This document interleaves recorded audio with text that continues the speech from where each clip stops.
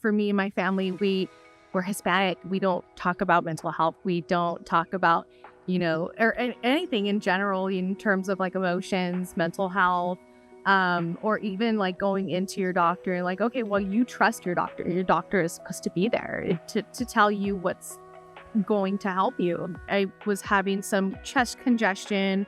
I went to my doctor, trusting my doctor would have, the professional expertise on like being able to help me. It turns out he gave me, which I was like oblivious to knowing that codeine was an opioid. Using it as prescribed by my doctor for a few months, and it turned into just dependence. And then by that point, I was already a few months into using it, and just using it, frankly, just to go to sleep at night, or when I was, using it to like self-medicate. And then at one point I lost my job. I literally like had slept, I think it was like 16 hours or 18 hours, probably maybe close to an overdose.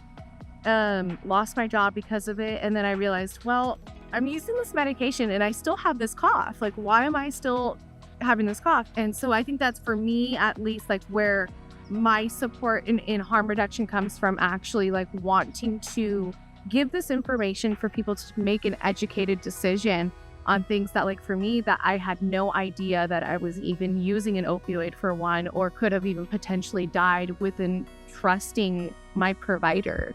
And so that's where, like, working in this program, I really, really want for our participants to, have this trust, but also like know that these people want to help you. Like, we are here to support you and advocate, because I wish that I had somebody to advocate for me in that time.